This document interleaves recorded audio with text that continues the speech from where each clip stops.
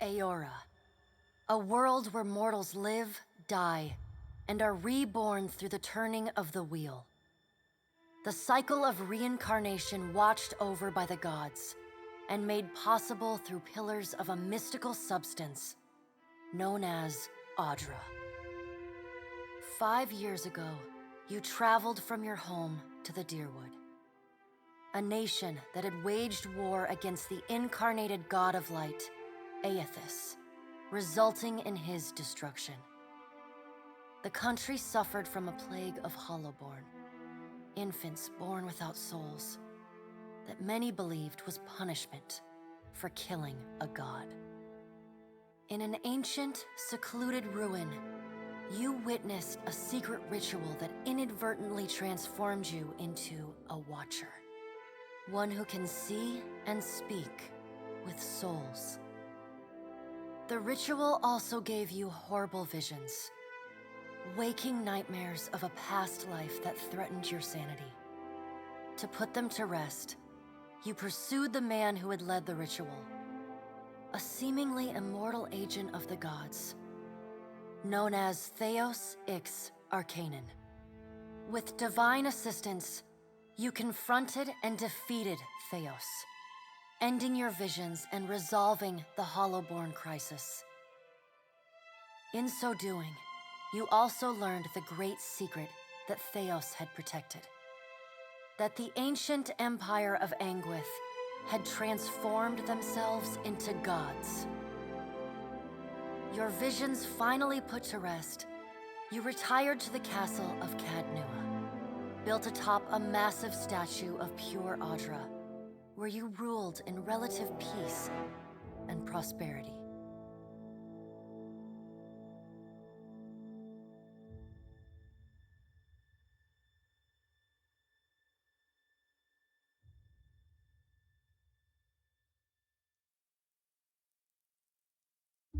Made a nice story. You fixing up that old keep? Lifting the curse? Must have told it 100 times. But something got to gnawing at me. Thinking the spirits there weren't really at rest.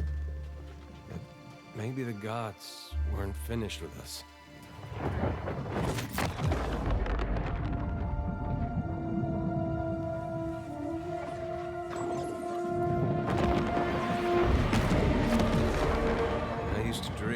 My God came back. He would forgive us.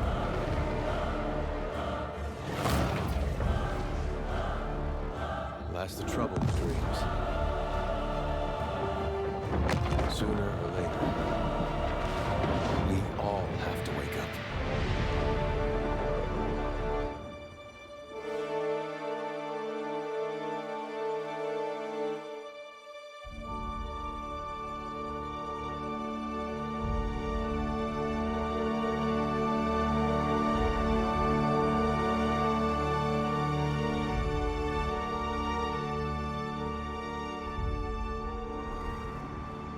And so you wake to a sleepless world, the in-between of life and death. Follow your memories. You have been here before.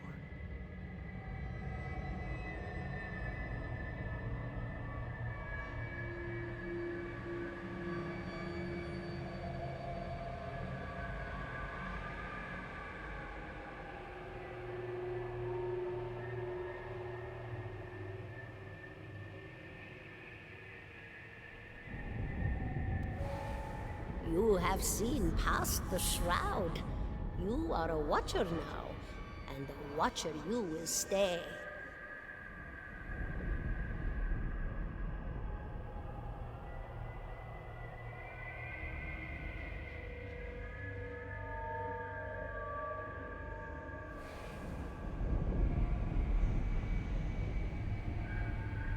A watcher sees souls, knows their pasts, and the souls see them back.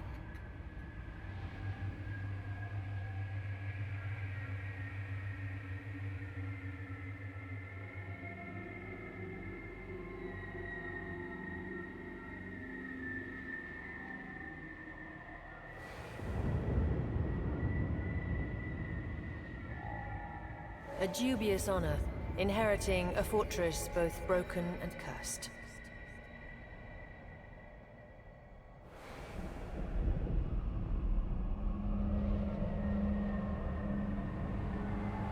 What is a god? A higher power? A rewarder of good deeds and punisher of the wicked?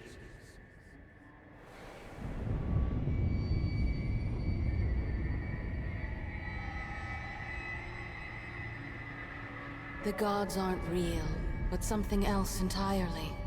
Something created by people.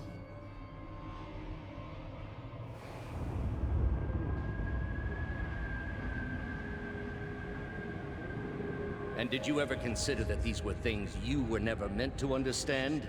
That their comprehension is beyond you?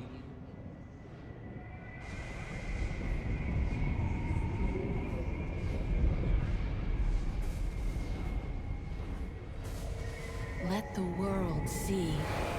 Let them decide what to do.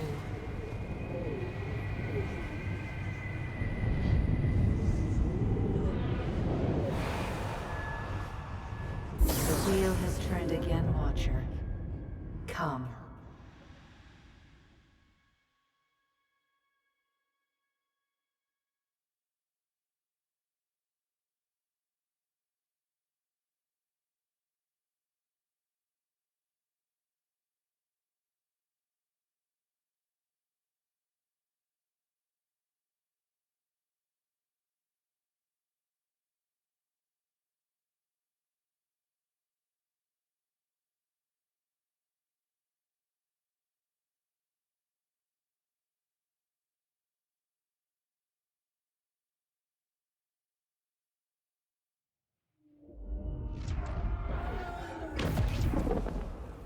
An aged dwarf shares this strange floating platform with you. His face is creased by so many wrinkles that his features lie buried amid shadowy pockets of skin. Still, the dwarf's well-practiced habits have left telltale tracks of a welcoming rictus across his visage.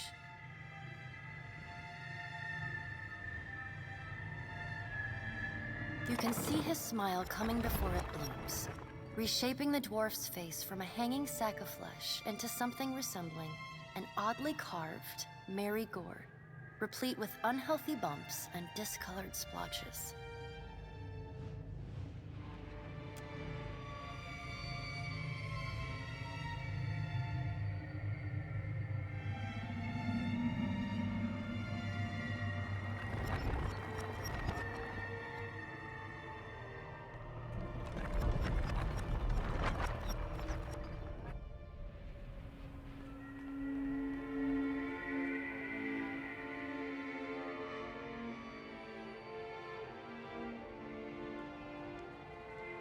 Sit.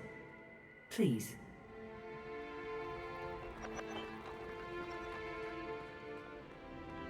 Thank you for joining us, Watcher of Cadnua.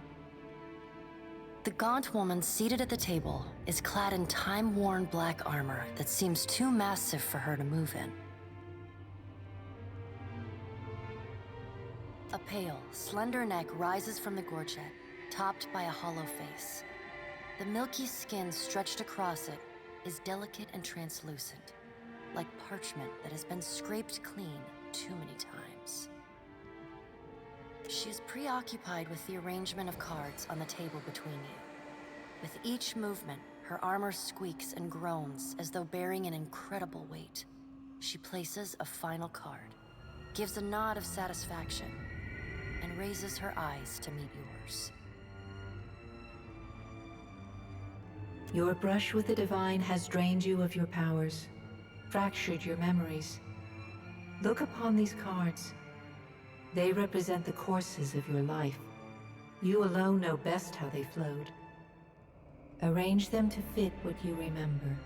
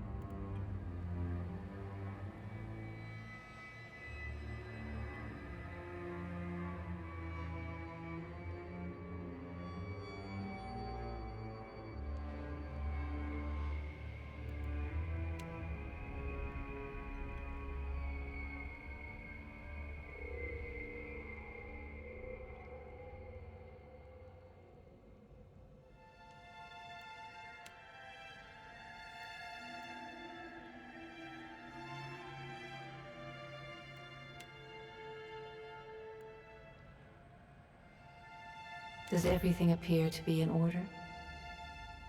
Good. Welcome to the Beyond. I am Bareth. One half, anyway. She points a finger in the direction of the dwarf who led you here. Though the movement is slight, her gauntlet squeaks like a rusty hinge. The dwarf's rictus returns as he nods in the woman's direction. Tell me, do you remember when we last met?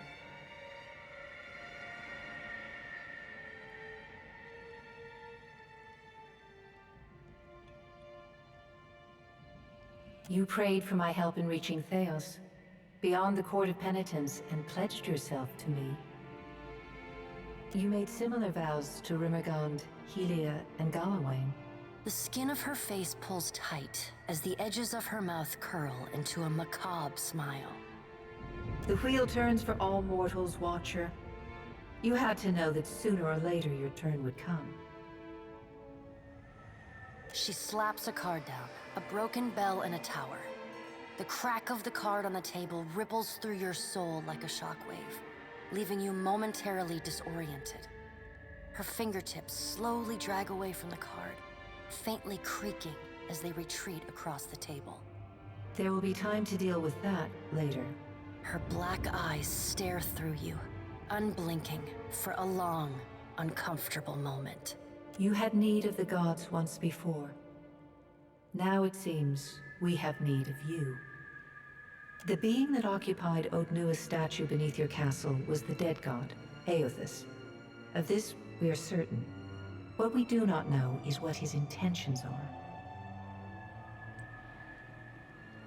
Though ASUS stole a large fragment of your soul, you were strong enough to survive the onslaught and enter the in-between. You and he are still connected. He has chosen a body made of living Audra, perfused with the power of thousands of souls, including yours. It should be little difficulty for an experienced Watcher to find him.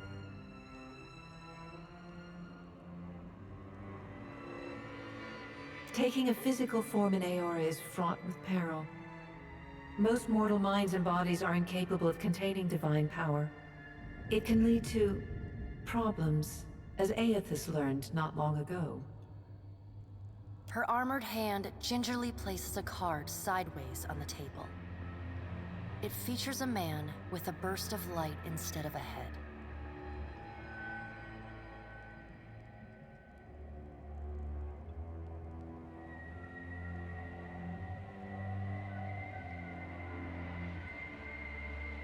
I know.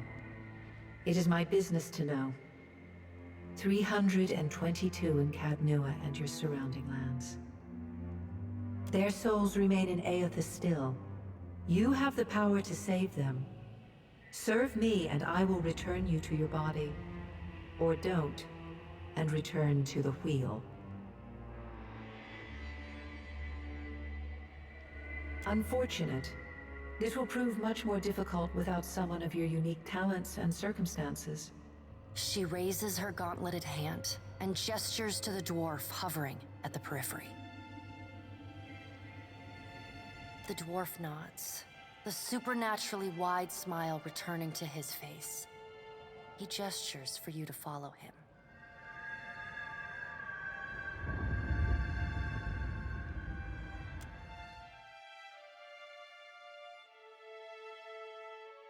No sooner has Bareth spoken than you feel yourself dissolve.